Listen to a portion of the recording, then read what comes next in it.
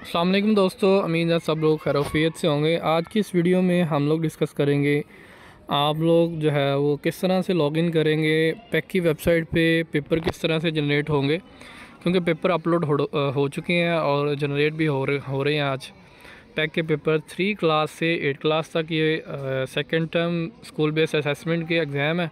तो इसको जनरेट करने का तरीकाकार कुछ इस तरह से है कि आप लोगों ने जैसे पहले जो है IBS आइटम बैंक सिस्टम जो है, पहले एक वेबसाइट थी पैक असेसमेंट के नाम से, ये वाली वेबसाइट है। ये वाली वेबसाइट है पैक असेसमेंट के नाम से। ये वेबसाइट आपने ओपन कर लेनी है। ये वाली वेबसाइट आप ओपन करेंगे। यूज़र नेम जो होगा EMIS कोड होगा, जो आपके स्कूल का यूनिक कोड है, आइडेंटिफिकेशन है जो आपके स्कूल की EMIS कोड है। उसके बाद जो पासवर्ड का पैटर्न है वो मैं आपको बता देता हूँ। और इस बार जो पासवर्ड है वो जो डिस्ट्रिक्ट के फोकल पर्सन है या तहसील के फोकल पर्सन है उनको डायरेक्ट जो है वो पैक की तरफ से भेजा गया है।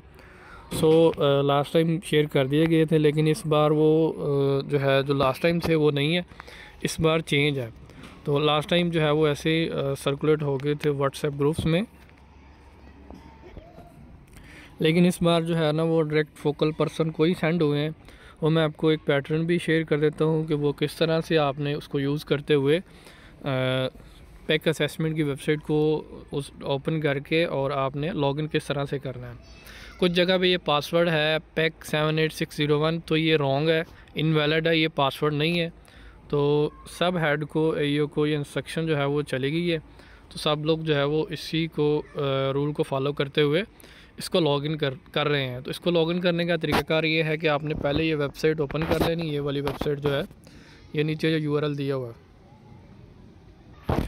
ओपन करने के बाद आपने जो है वो term second SBA 2023-4 assessment school login detail, यहाँ भी ये देखें। सबसे पहले टर्म 1 लिंक है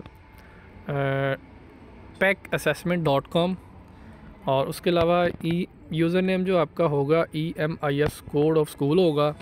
नेक्स्ट जो चीज़ है, जिस तरह फर्स्ट टर्म में था डिस्ट्रिक्ट ID, तहसील ID और EMIS कोड, ये पैटर्न है।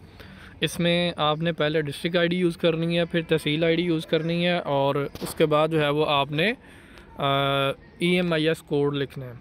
किस तरह से, फॉर एग्ज़ाम्पल जो है इफ़ डिस्ट्रिक्ट ID इज़ 17, अगर आपके डिस्ट्रिक्ट ज़िला की ID जो है वो 17 है और तहसील ID जो है 136 है, और EMIS कोड जो आपका 21 जो है वो 31312155, ये वाला आपका अगर EMIS कोड है तो यूज़र नेम आपका ये सेम होगा। ये देखिए, user name will be this one, और पासवर्ड जो है वो आपने पहले हमने डिस्ट्रिक्ट ID लिखी 17 था वो लिखा है, उसके बाद तहसील ID थी 136, ये यहाँ तक ये लिखी है। उसके बाद हमने उसके बाद 31312155 जो है वो लिख दी है।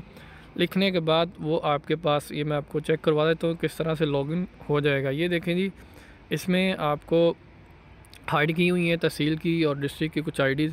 क्योंकि इसमें स्टूडेंट जो है वो इसको कॉपी ना कर ले, इसलिए जो है ना इसको हाइड किया गया है, क्योंकि ये फिर प्राइवेसी होती है डिपार्टमेंट की तरफ से।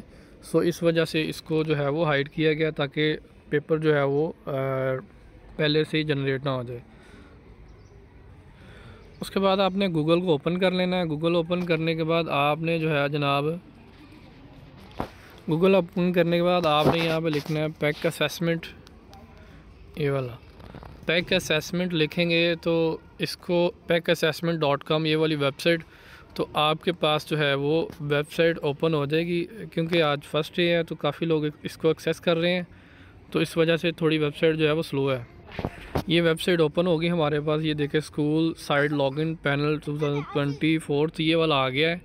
और उसके बाद यहाँ पे आपने EMIS कोड लिखना है जो आपको ऊपर बताया है, लॉगिन, और उसके बाद नीचे आपने पासवर्ड लिखना है, और नीचे है रिमेंबर मी का भी ऑप्शन है। इसको अगर आप दोबारा याद रखना चाह रहे हैं कि ये दोबारा लगाएं तो पासवर्ड याद ही रहे, इसमें ही रहे, सेव करना चाह रहे हैं तो वो सेव भी कर सकते हैं।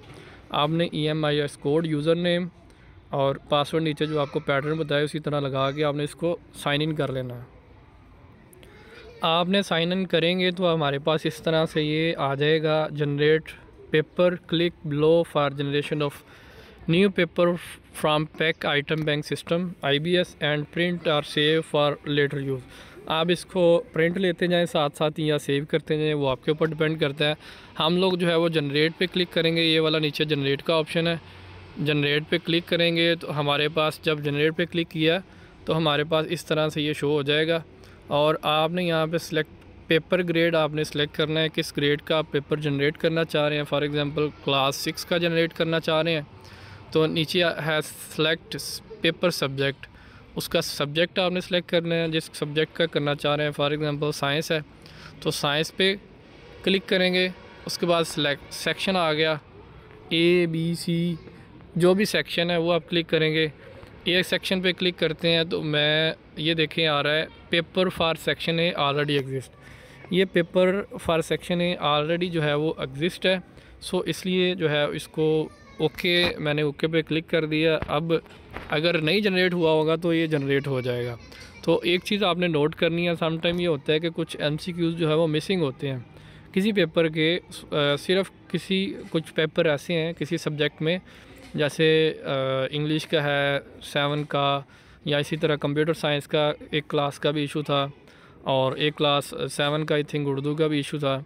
उसमें सिर्फ यहाँ तो 2 चीज़ें हैं, आप लोग अगर इंटरनेट आपके पास अच्छा नहीं है तो आप वेट कर लें, सम टाइम वो ब्राउजिंग में भी टाइम लेता है। तो अगर ब्राउजिंग पे अगर आपका इंटरनेट ठीक चल रहा है, सर्वर भी डाउन नहीं है, तो फिर आप जो है वो उसका पेपर B जनरेट कर लें, यहाँ पे सेक्शन B कर लें या C कर लें या D कर लें। जो आपका फिर कंप्लीट पेपर आ रहा होगा उसी को आपने प्रिंट करवाना है, प्रिंट करवा के उसी की फ़ोटोकॉपी करवानी है। तो सम टाइम ये होता है कि उसी को जो है ना वो प्रिंट आउट कर दिया जाता है। तो ये आपने इंस्ट्रक्शन जहाँ से भी फ़ोटोकॉपी या प्रिंट करवा रहे हैं उनसे आप ये कह देंगे पेपर जो है ये, और ये पेपर एक ही पेज पे आएगा। पेपर जैसे पहले थे सेम पेज पे एक ही पेज पे सारा पेपर होगा।